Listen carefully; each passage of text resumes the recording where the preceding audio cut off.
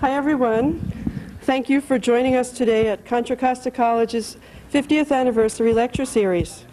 As you know, we have a very special speaker, Andrew Lam, who in fact just returned from Vietnam yesterday. He'll be returning to Vietnam in 2 weeks to participate in events related to the 25th anniversary of the end of the Vietnam War. Andrew, an associate editor with the Pacific News Service, is an award-winning writer and journalist. He has written numerous articles, short stories, and essays, which some of you might want to look up on his website, which I wrote up here. We are fortunate that we have opportunities to not only read Andrew's material, but also to hear it, because in addition to speaking here today, Andrew often speaks on National Public Radio, 88.5. You want to try that out. Before Andrew speaks, I'd like to read to you part of an email that Andrew sent last September. After mentioning that it has been 17 years since he first entered UC Berkeley, he wrote, and this is about how he felt 17 years ago. I was rather a lost little boy who tried to please his parents by studying and then graduating with a biochemistry degree. I was heading toward med school when I finally decided to become a writer instead, a decision that I have yet to regret. That's the problem of being an Asian immigrant child. Your individuality gets so suppressed that you can't figure out the difference between your own aspirations from those of your parents. When I followed their ambitions, it seemed that I lived in a shared dream, one that I had no control over. Once I realized what I wanted to do, to become a writer, and it seems odd to say this, my sense of memories improved quite dramatically. I think part of it had to do with the fact that I started thinking for once and thinking for myself. Well, today we can all benefit from Andrew's career decision to be a writer. From his wonderful anecdotes and stories, it's possible to gain a great deal of insight in what it means to be an immigrant. I'm honored to present Andrew Lam, who will speak today on the Vietnamese diaspora from the rice field to Silicon Valley.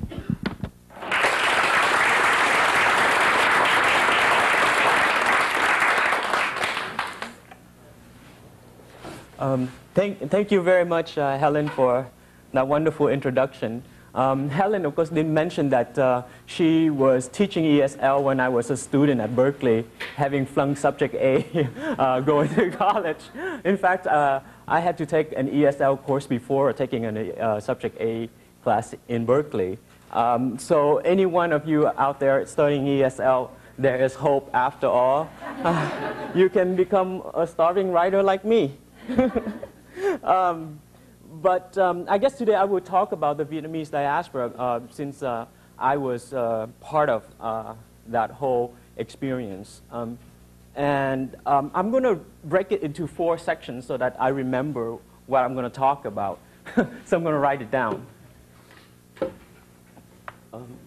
This original part, which is Vietnam, is where we all came from, we as Vietnamese Americans. And then toward this exile, and then toward being immigrant, and then toward the last part, which is now people call it a global tribe, and I'll talk about that at the end. Being in Vietnam is a very interesting experience. I was born in Vietnam the year that President Diem was murdered and Buddhist monks set themselves on fire. And it was a time when there was a war between the North and the South, and the Vietnamese were quite nationalistic on both sides of that war. The war started, I guess, if you go back to 1954 when the French retreated and Vietnam was divided in two. But beside the historical circumstances, the Vietnamese mentality was always that we were people who were so bound by land that, fleeing was never an option for us. The Jews and the Chinese and Indians even have a tradition of leaving country and establish themselves as community overseas. But Vietnamese were so entrenched that the borders were as real as the China Wall, and even the Vietnamese word for country is nước, which is water, because water is what you put in the rice field.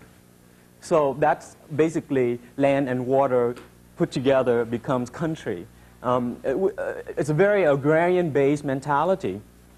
And I remember as a kid growing up in Vietnam singing the national anthem. And the national anthem basically says, "Oh, citizens, let's rise together to protect the land.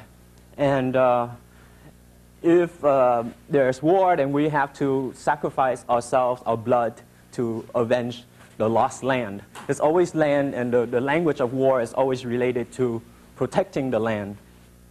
Well, the Vietnamese population is 90% rural, and in some ways still remain that way. Still very much agrarian-based, very much entrenched in the people who live traditionally bound by the land. And to be Confucian, too, is to have this connection to your ancestral spirits. My mom in the morning would burn the incense and pray to grandfather's ghost and talk to great-grandmother and so on as a daily ritual. So there's a deep, deep connection to the past. And, I remember going every weekend to the grave of my grandfather to fix it and help grow some flowers and stuff like that as a way of saying we live and die by the land, and this is the way who we were. This is the tradition that we are bound by. Well, the end of the war didn't really give us that opportunity to do that tradition as we always thought this is our choice in life. But in fact, we did the unthinkable. The war ended in 1975 in April. In fact, a month and a half from now will be 25 years anniversary. And when that war ended, basically 2.2 million Vietnamese fled overseas. And there was an unprecedented mass migration away from Vietnam for the Vietnamese people. There was a small population that left in 1954 when the French retreated, but they're in the tens of thousands, and they all moved to Paris. But the Vietnamese diaspora in 1975 that continue on to today spread out to 5 different continents and 50 different countries. So